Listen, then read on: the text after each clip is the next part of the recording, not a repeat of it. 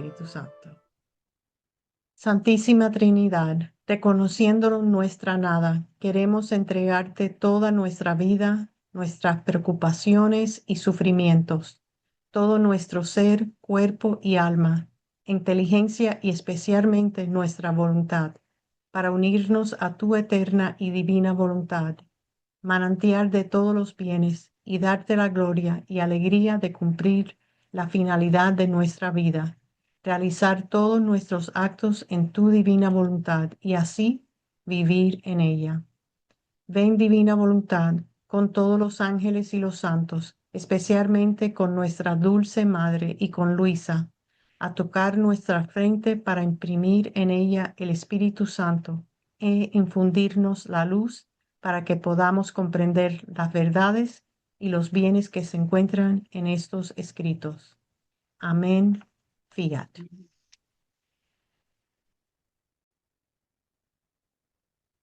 Muy bien, pues hoy, miércoles santo, va a tocar un tema relacionado. La primera vez que Luisa participa en la coronación de espinas. Vimos anteriormente, bueno, la vez pasada, cómo ella aceptó la invitación de Jesús y de María de ofrecerse como víctima. Para ese tema del victimado, el que quiera abundar más, pasamos ya al grupo, al chat foro de Familia de la Divina Voluntad, una plática que había dado mi papá en que explica un poquito más a fondo lo que significa el victimado, esa participación de Luisa, no solo en los sufrimientos de Jesús, sino en la actividad de Jesús como víctima, como víctima de reparación y víctima ante la divina justicia. Y mi papá pues explicaba algunas de las imágenes, y en qué consistía. Bueno, eso pues no lo voy a repetir pues, pero ahí ese lo pasamos también porque algunas personas han preguntado algunas cosas sobre la divina justicia, sobre el cáliz de o sea, las amarguras que Jesús derramaba en Luisa y este tipo de imágenes. Y hasta en qué consistía más el estado de víctima de Luisa. Entonces ahí se resuelven algunas dudas. Bueno, entonces lo último que vimos del volumen 1, esta frase tan hermosa, ¿no? Que dice Luisa: yo me ofrecí toda a él y a la Virgen, dispuesta a hacer lo que él quería. Es decir, dispuesta a hacer su querer, su voluntad. Cada vez que dice lo que él quería, pues es su voluntad, ¿verdad? Ahí la que está obrando y manifestándole. Y Luisa dócilmente une su voluntad a la de Dios en ese punto del victimado. Esto también fue algo que se fue desarrollando en Luisa. No es que desde el primer momento ya sabía absolutamente todo del victimado, sino que poco a poco Jesús le fue dando más luces y es toda una vida de víctima, creciendo en la participación de ese aspecto de la humanidad de Jesús. Entonces vamos a ver cómo poco a poco va haciendo eso Jesús en Luisa y Luisa junto con Jesús. Pocos días después de lo anteriormente dicho, de nuevo me sentí perder los sentidos. Puntualiza Luisa. Me acuerdo que al principio, cada vez que me sucedía esto, me sentía llegar un tal estado que pensaba que dejaría la vida. O sea, realmente era como un estado de agonía y muerte y salía su alma de su cuerpo en cierta manera. Era como un éxtasis doloroso, un éxtasis un poco fuerte, porque realmente se transportaba su actividad consciente al plano del alma, pero ella sentía que salía tal cual de su cuerpo. Es decir, que en ese momento ya no dependía de los sentidos para comprender, para ver, para aprender. Y veía ya con el alma, sentía con el alma, pensaba solo con el alma, no con los sentidos o con los miembros corporales. De tal manera que eso lograba ver a Jesús y al mundo espiritual, porque ya no eran los ojos corporales, sino salía, el cuerpo se quedaba petrificado, hecho piedra, y su alma, la actividad de su alma estaba fuera, más allá de los sentidos, directamente, digamos, en el mundo espiritual. Entonces veía a Jesús o veía lo que Jesús le permitía ver, pues, y escuchaba a Jesús, pero luego ya más adelante vamos a llegar. No era un escuchar como nosotros, como estaba fuera del cuerpo, pues no escuchaba con oídos ni con vibraciones de sonido, sino era como una luz directo de Jesús a ella que le infundía el conocimiento, o sea, le infundía lo que le quería transmitir. Esta manera de aprender es mucho más perfecta que por medio de los sentidos, como estamos haciendo ahora, por ejemplo. Yo hablo, leemos las palabras de Jesús y por medio de los sentidos vamos haciendo trabajar nuestro cerebro y ya eso pues ya se va a ir quedando en nuestra alma, es decir, en nuestra inteligencia, luego en la memoria, si es que la guardamos en la memoria también, y luego en la voluntad al hacer nuestros actos.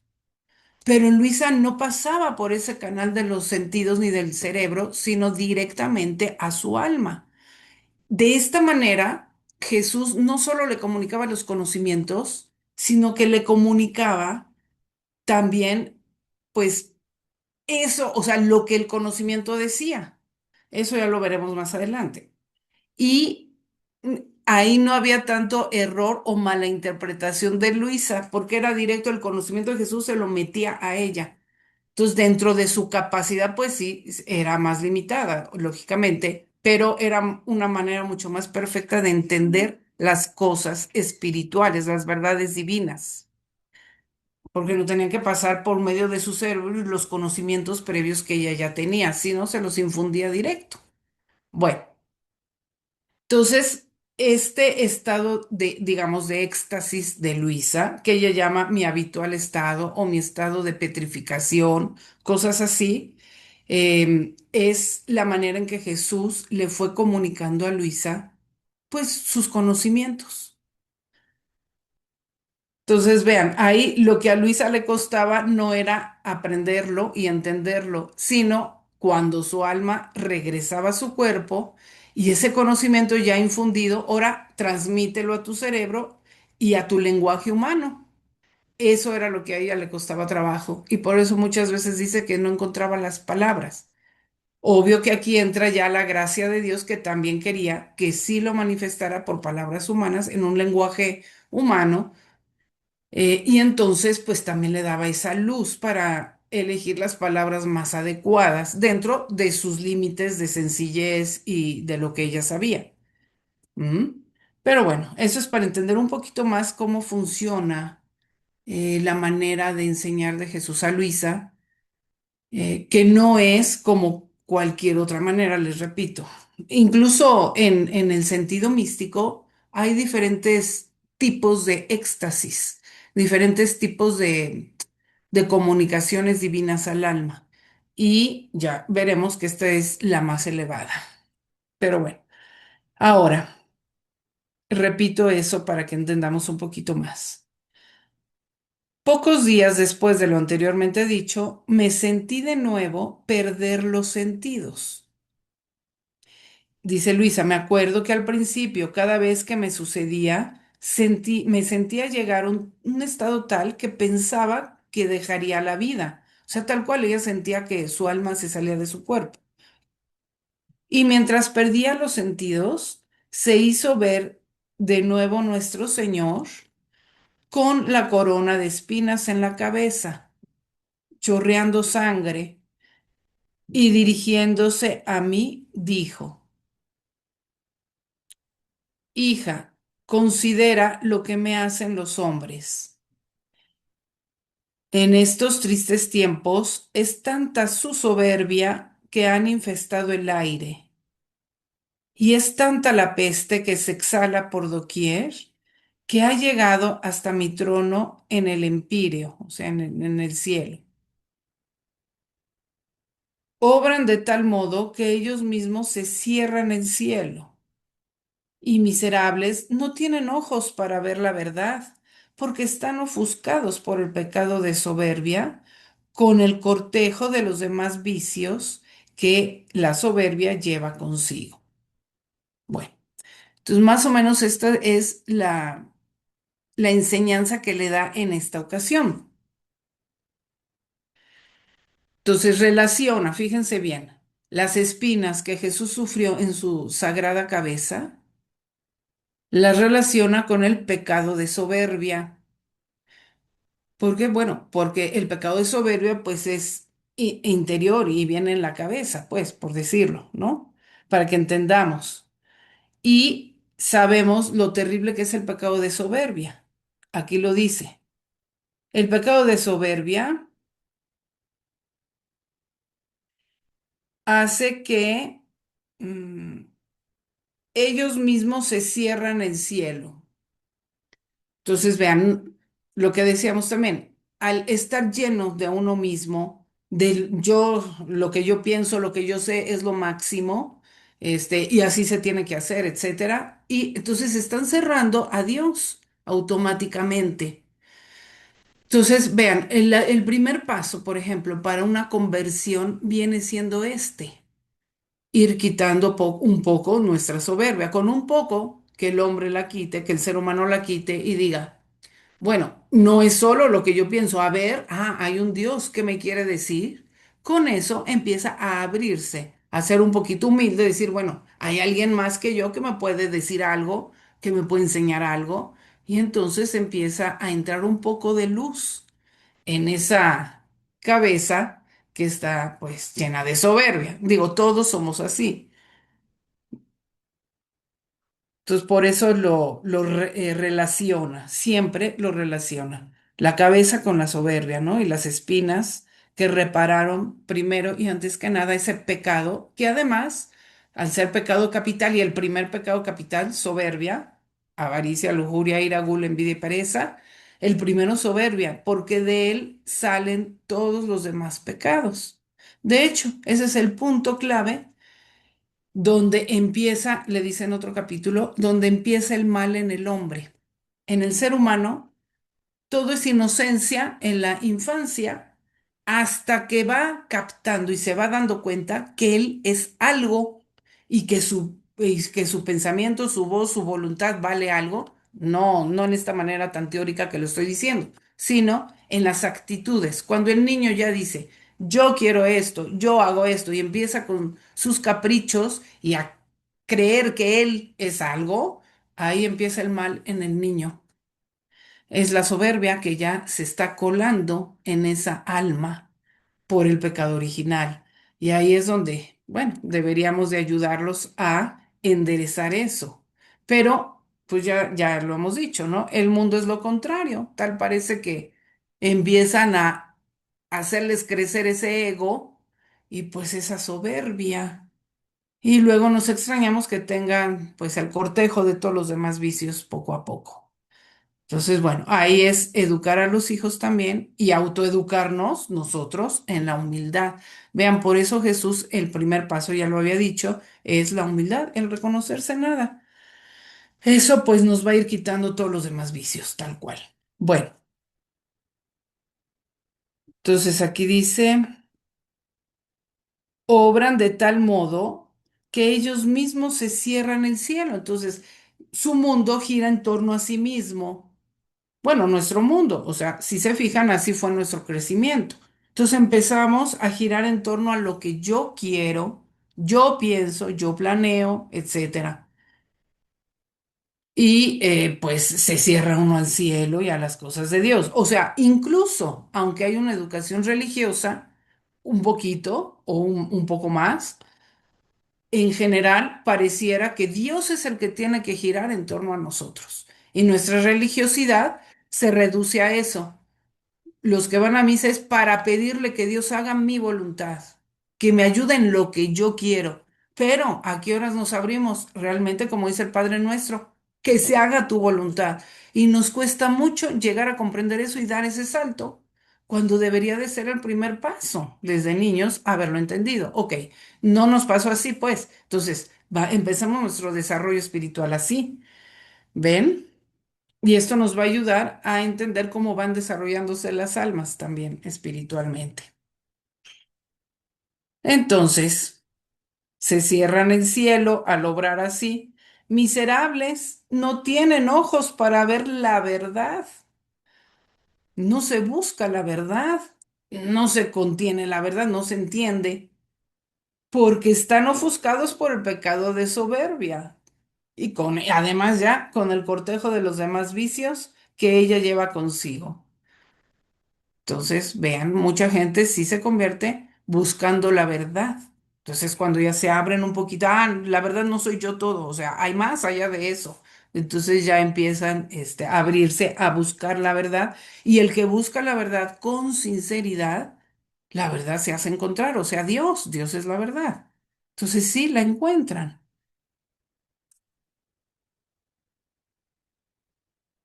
Le dice a Luisa. Dame un alivio entre tantos acerbos dolores y una reparación a tantas ofensas que me hacen. Entonces, imagínense, o sea, imaginémonos, cada ser humano traemos ese pecado de la soberbia en la inteligencia, en la mente. Entonces, todos cooperamos para que Jesús sufriera la coronación de espinas, no en esas espinas exteriores, sino en esa parte interior que él veía todos los pensamientos y todos nuestros pecados, pues nos vio también nuestros pensamientos de soberbia que tenemos desde pequeños. Y eso le causó dolor más que la coronación de espinas. Y él, con esa coronación de espinas y con esa pasión interior junta, que la pasión interior, sabemos, le viene desde la encarnación, lo habíamos visto en los excesos de amor de la Navidad. Entonces, él pide o sea, primero repara toda nuestra soberbia con dolores, pues, especiales para su cabeza, que son las espinas. Él toma todos nuestros malos pensamientos y uno por uno, o sea, va sufriendo de uno por uno, así tal cual. Por eso su pasión interior duró toda su vida. Y de uno por uno nos va dando el remedio a esos pensamientos malos de soberbia o de cualquier otro tipo de pensamientos malos. Y Él va en su lugar dándonos las gracias necesarias para sustituir esos pensamientos malos por buenos pensamientos, empezando por tener humildad y luego por tener también, fíjense bien, la capacidad, digamos, de poder pensar buenos pensamientos. Nos da esa luz en nuestra inteligencia para tener buenos pensamientos y aún más para entender las cosas espirituales. Fíjense, para entender, por ejemplo, las cosas de Luisa Picarreta, de la Divina Voluntad, no es una gracia, no es una cosa que yo entiendo y el otro no entiende, no, es una gracia obtenida por Jesús, por su coronación de espinas, que no solo nos obtuvo la humildad, sino la mayor gracia que sería comprender las verdades de la Divina Voluntad, lograr comprenderlas, una criatura humana lograr entender algo de lo que pasa en Dios, de cómo obra Dios, de hasta dónde obra Dios, para luego, ya sabemos, en la voluntad hacerlo también nosotros. Pero eso nos lo obtuvo Jesús también con la coronación de espinas. Es algo de los efectos, de las gracias inmensas que nos obtuvo Jesús. Aquí Luisa la primera vez, pues es poquito, ¿no? Le dice, dame, acompáñame, dame un alivio, un consuelo entre tantos acervos dolores. ¿Cómo se lo va a dar? Con el hecho de que Luisa ya le ofreció su inteligencia, la ordenó, no quiere tener pensamientos malos, ni pensamientos de soberbia, ni pensamientos contrarios a lo que es la sabiduría divina. Entonces ya es un consuelo para Jesús. Pero si a eso agregamos que está abierta también a aprender todo lo que Dios le quiere enseñar y a ir llenando su inteligencia con conocimientos divinos, pues cada vez que esto hacía Luisa es un alivio a Jesús. es una consuelo, es más, es una alegría que compensa la coronación de espinas, claro. Y si a eso todavía agregamos que Luisa estaba llamada también a sufrir junto con Jesús y no dejarlo solo en esos sufrimientos, y ella acepta, pues eso también no está ya solo Jesús en esa parte de la reparación él solo, sino tiene a una criatura que es Luisa junto con él haciendo esto. Bueno, quiero puntualizar que cuando hablamos así, no quiere decir que Luisa sea más que la Santísima Virgen. No. Siempre en esto, aunque no se puntualice, más adelante se lo dice, la Santísima Virgen siempre estuvo como primera criatura junto con Jesús en todo esto, obviamente. Entonces dice que siempre estuvieron juntos. Entonces, cuando dice la primera criatura que me va a acompañar en esto, se refiere después de la Santísima Virgen, que es inseparable de él. Se refiere a una criatura normal, común, como nosotros, sin los privilegios, sin ser su madre, o sea, sin los privilegios que tuvo la Santísima Virgen y sin ser su madre, que estuvo al tanto de todo durante toda su vida y que lo acompañó absolutamente en todo como primera. Entonces, bueno, cuando decimos esto, no es que la pongamos encima de la Santísima Virgen a Luisa, al contrario, la ponemos por debajo como, digamos, la hija de la Santísima Virgen también en esto. Ya lo vimos la vez pasada, que también la entregó a la Santísima Virgen para que ella le ayudara en todo. Entonces, Luisa en todo va a ir encontrando, poco a poco, no en este primer capítulo a lo mejor, pero más adelante, que la primera que hacía todo esto era ella. Entonces, ella le va a ir ayudando a realizarlo de la mejor manera posible. Entonces, siempre que oigamos esas expresiones, Luisa es la primera, Luisa es sí, ella entró y parece que nadie más, no, es después siempre de la Santísima Virgen y la primera y la reina es la Santísima Virgen y la madre de todos, también de Luisa y también de nosotros, siempre va a quedar por encima de todos, ¿eh? Para que si les llegan ese tipo de preguntas o de dudas de otras personas, pues las aclaren de esta manera sencilla. Entonces, dame un alivio entre tantos acervos dolores y una reparación a tantas ofensas que me hacen. Mientras esto me decía, se quitó la corona, que en verdad no parecía corona, sino toda una madeja de espinas, digamos, como un casco, de tal manera que ni siquiera una mínima parte de la cabeza quedaba libre de espinas, sino que toda era traspasada por esas espinas. Al quitarse la corona, se acercó y me preguntó si la aceptaba. Entonces, aquí siempre una nueva verdad, una nueva acto en que le quería participar ahora la corona de espinas y no la arrollaba, no la atropellaba a Luisa y ahora a fuerza lo vas a hacer. No, siempre en ese respeto. ¿La aceptas? O sea, primero la luz. Entonces volvemos. ¿Cómo trabaja Dios? Vean, qué hermosura. Primero le hace entender las verdades, o sea, para qué sufrió Jesús, cómo sufrió, le hace surgir ese amor, ese deseo de querer participar en esto y libremente, ¿aceptas darme o sea, estar conmigo y darme este alivio y reparación? Yo, dice Luisa, me sentía tan aniquilada, sentí tales penas por las ofensas que se le hacen, ¿ven? Sentí tales penas por las ofensas que se le hacen. O sea, Dios le daba la gracia de comprender lo que causó en Jesús el pecado de soberbia y ver lo que realmente sufría. Entonces, realmente Luisa sí sufría por Jesús y sufría por el pecado también.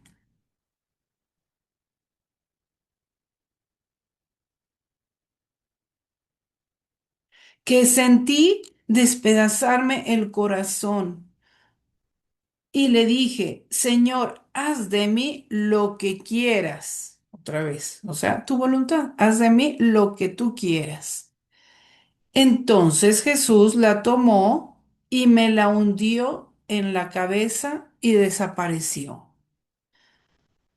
Entonces, aquí es la primera vez que Luisa participa de la coronación de espinas. Y ya desde esta primera vez, no es solo el dolor por el dolor, es junto con Jesús para reparación del pecado de soberbia, como le hizo Jesús.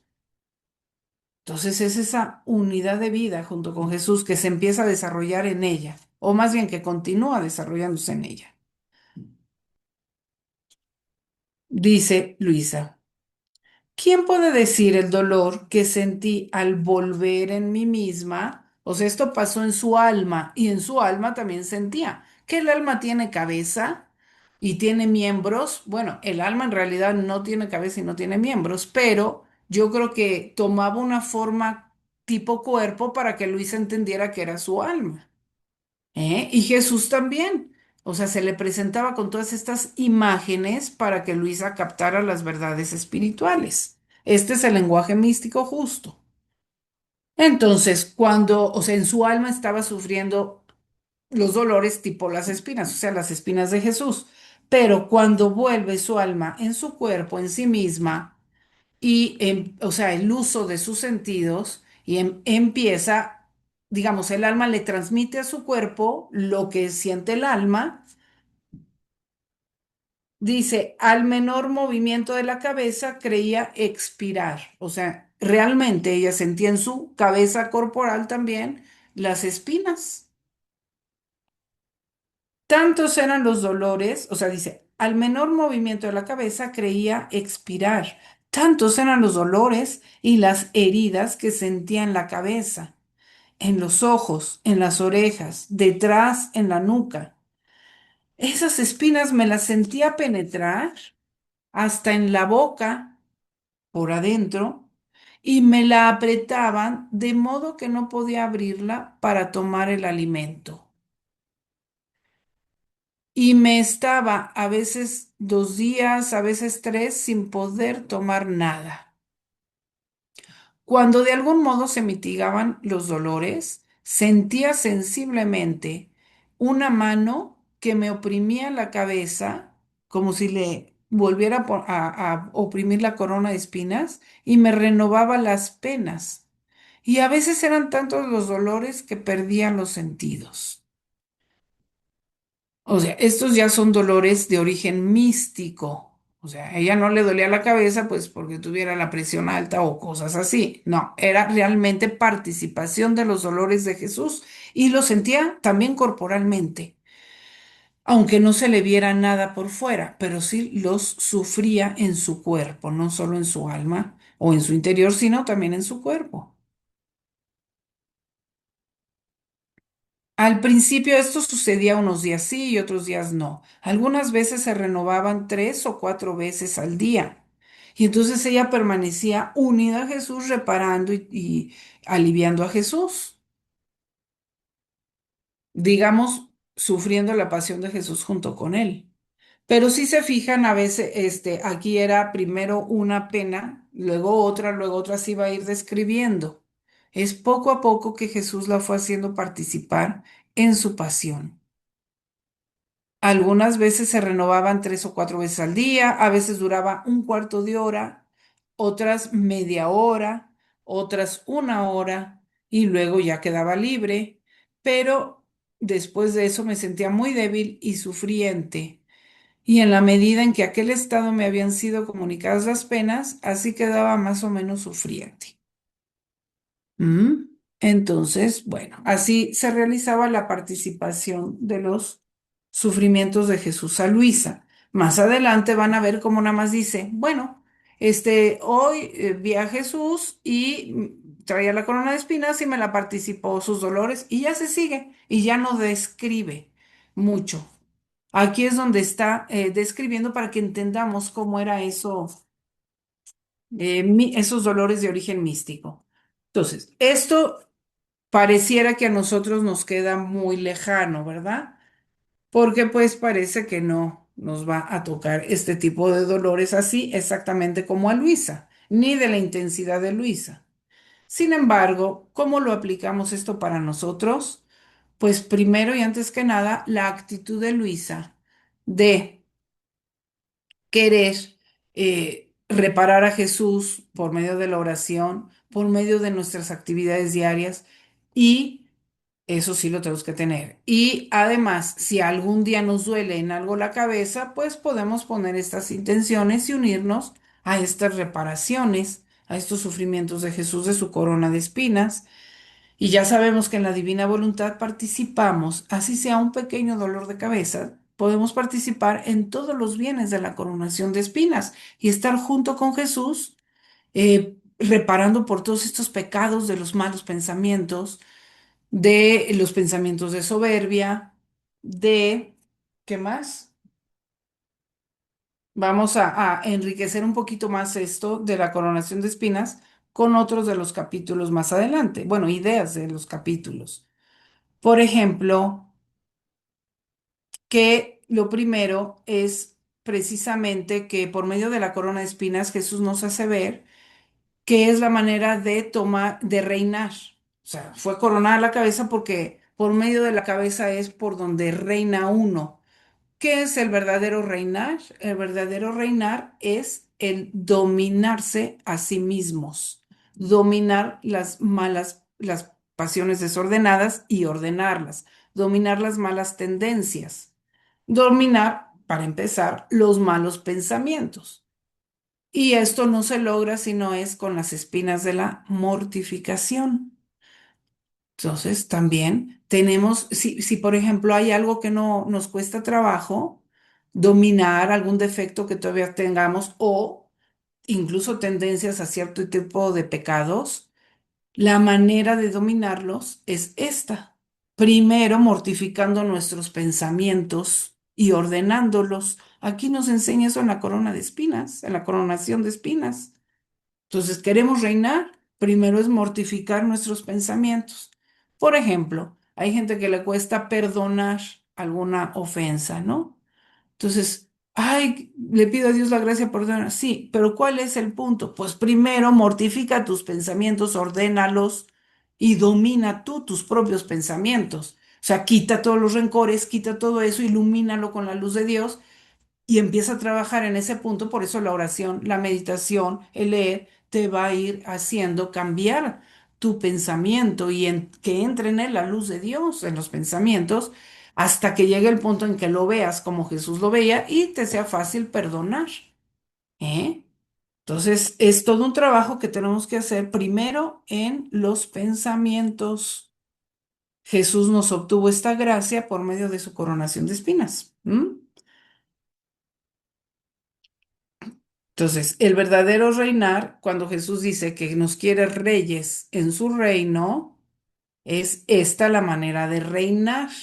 Primero dominándonos a nosotros mismos y dominando nuestros pensamientos. Y eso hará, la cabeza es la que dirige, pues que ordenes toda tu vida, todas tus actitudes, todas, incluso se puede ir dominando los sentimientos, las emociones, todo eso sí se puede, poco a poco.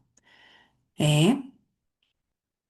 Y ese es el verdadero reinar. Y luego ya, pues entra uno en la divina voluntad y ya reina junto con Jesús y toma uno todo lo que hay en la divina voluntad. Bueno, qué maravilloso, ¿no? Tantas cosas que Jesús nos obtuvo con su corona de espinas.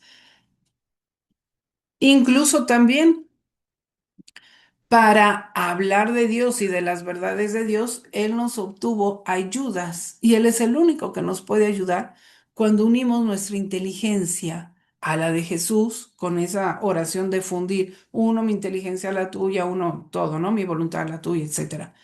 Pero, y estar, realmente aprendiendo estas verdades él nos dará la gracia también de, bueno, a los que los tengan que expresar o comunicar a los demás, pues de hacerlo con lucidez, con claridad, con rectitud, según Jesús. Es una gracia que viene de Él, no es de nadie, es todo esto, ¿eh? Es Jesús que nos obtuvo todo esto por la corona de espinas. Bueno, pues que también en esta Semana Santa podemos ya pensar un poquito más, enriquecer más al menos esto de la coronación de espinas y hacer luego ya nuestras oraciones, nuestros giros y también practicarlo en la vida, ¿verdad? Bueno, Pues qué hermoso. Pero continuemos. Aquí viene un poquito, empezamos en otro tema. Dice, por primera vez, la familia ve a Luisa caer en su estado de sufrimientos y pérdida de los sentidos. Recuerdo también que como algunas veces, por los sufrimientos de la cabeza, como dije arriba, no podía abrir la boca para tomar alimento, y como la familia sabía que no tenía ganas de estar en el campo, cuando veían que no comía, o sea, ella no quería estar en el campo porque no podía ir a misa, no podía comulgar y no podía, pues sí, llevar su vida espiritual habitual. Se veía privada de Jesús Eucaristía. Entonces, la familia, cuando veían que no comía, lo atribuían a un capricho mío y naturalmente se enojaban, se inquietaban, se molestaban y me reprendían, me regañaban. ¿Mm?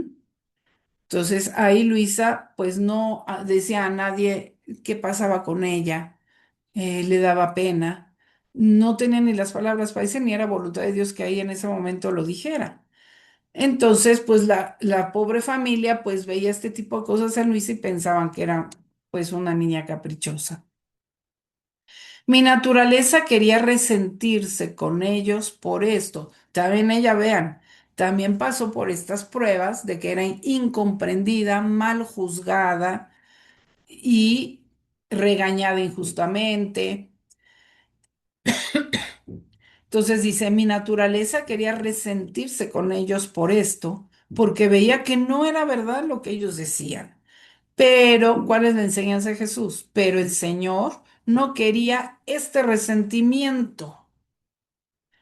Y entonces, o sea, Jesús le decía que no tenía que estar resentida con ellos. Y entonces sucedió que una noche, mientras estábamos a la mesa y yo en este estado de no poder abrir la boca, o sea, ella tenía que seguir en esos tiempos primeros su vida ordinaria.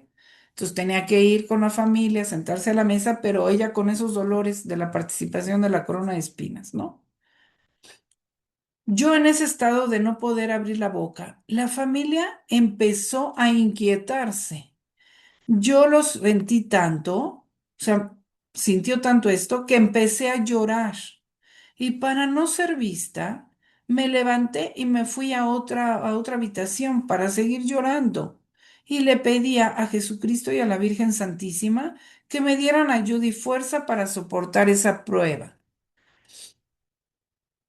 Pero mientras esto hacía, sentí que empezaba a perder los sentidos. Oh Dios, qué pena, al solo pensar que la familia me vería, siendo que hasta entonces no se había dado cuenta.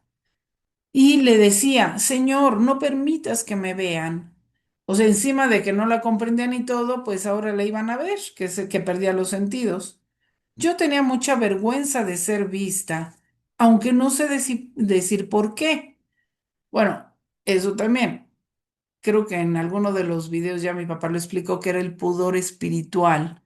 O sea, un alma que realmente recibe favores de Dios y es muy humilde, siente esa pudor espiritual de no estarse exhibiendo, esa modestia espiritual, esa humildad también espiritual de no estarse exhibiendo a los demás las gracias que Dios le va haciendo, ¿no?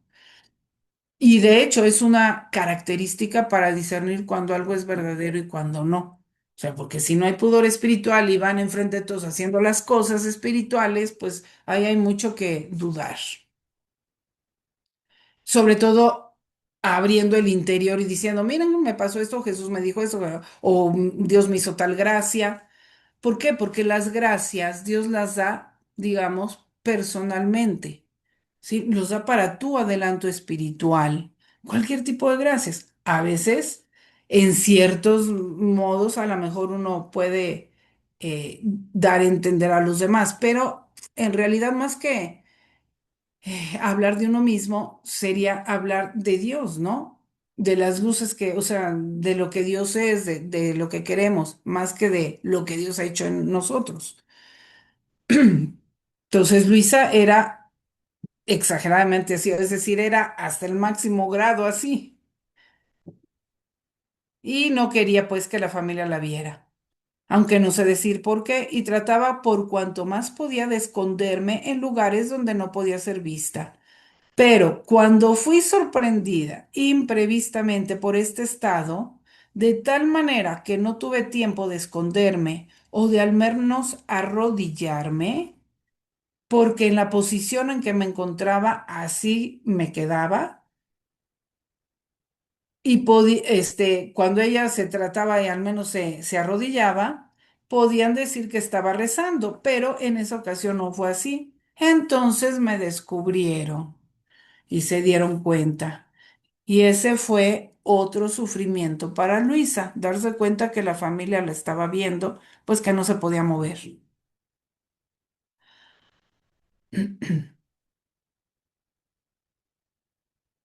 Al perder los sentidos, se hizo ver nuestro Señor aquí, en medio de muchos enemigos. Miren, cada vez que perdía los sentidos, no nada más era así, era que Dios la traía al mundo espiritual. Entonces, obviamente que vio a Jesús.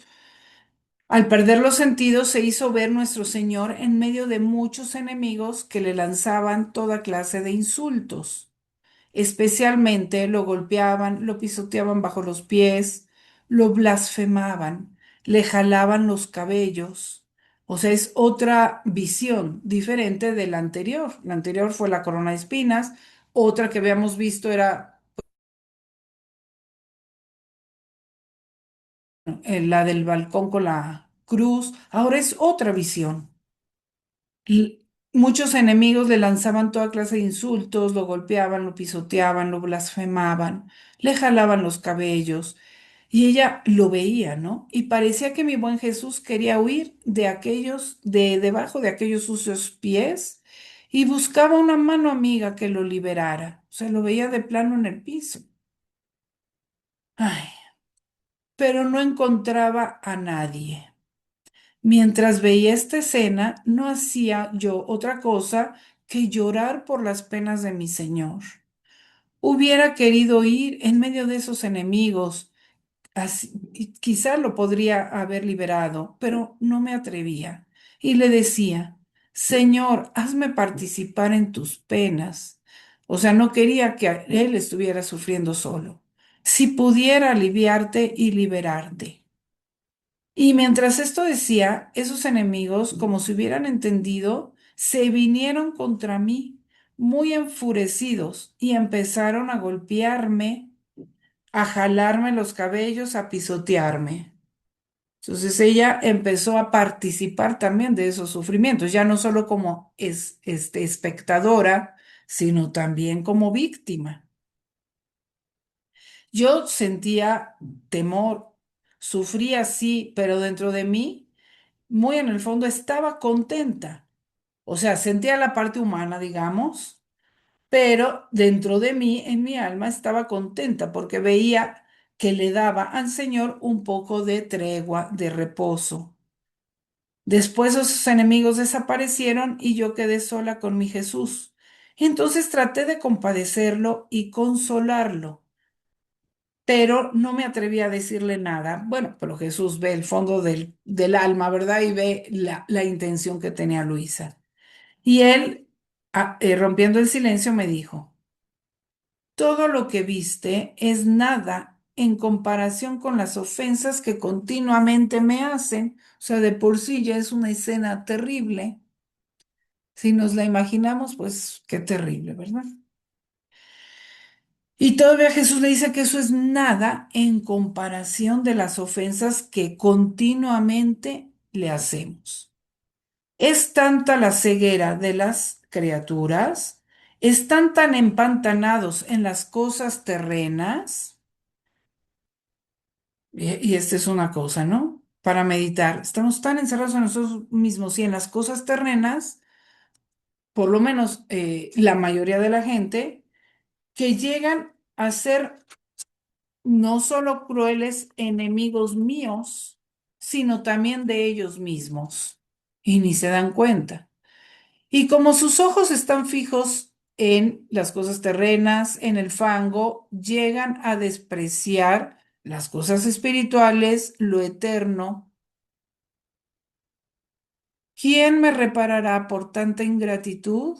¿Quién tendrá compasión de tanta gente que me cuesta sangre y que vive como sepultada en la peste de las cosas terrenas, en el fango de las cosas terrenas? Entonces, volvemos a lo mismo, siempre las dos cosas, el amor a Dios y el amor al prójimo. ¿Quién me reparará a mí y quién tendrá compasión de tanta gente? ¿Ven?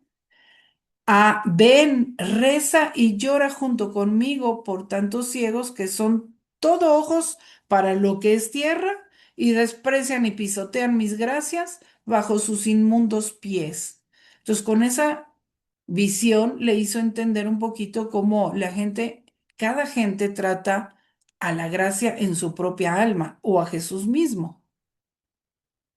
Desprecian y pisotean mis gracias bajo sus inmundos pies, como si éstas fueran fango, las gracias. Tú elévate sobre todo lo que es terreno, aborrece y desprecia lo que a mí no pertenece. O sea, ya nos invita a vivir también en un mundo, en el mundo espiritual, y no solo para el mundo terrenal. Aborrece y desprecia todo lo que a mí pertenece, a mí no pertenece. No te importen las burlas que recibas de la familia después de que me has visto sufrir a mí. Entonces, vean, le hace ver cómo se burlaban también de Jesús, cómo lo trataban para que a ella para que ella uniera esos sufrimientos de parte ahora de los familiares también con los sufrimientos de Jesús. No te importen las burlas que recibas de la familia, o sea, de los demás, después de que me has visto sufrir a mí. Te importe más bien solo mi honor, las ofensas que continuamente me hacen y la pérdida de tantas almas. Entonces, otra vez, tu vista en eso. Entonces, apliquémoslo cuando nosotros recibamos este tipo de, o estemos en este tipo de situaciones, de incomprensiones, a lo mejor de burlas, no sé, de abandonos, etcétera. Pues aquí nos está diciendo cómo vivirlo. No me dejes solo en medio de tantas penas que me destrozan el corazón. Y todo lo que ahora sufres es poco en comparación con las penas que sufrirás aún. ¿Recuerdas que te he dicho siempre que lo que quiero de ti es la imitación de mi vida? Entonces, ahora una cosita, ahora otra, pero pues falta mucho para completar la vida de Jesús. Mira qué de semejante eres aún de mí.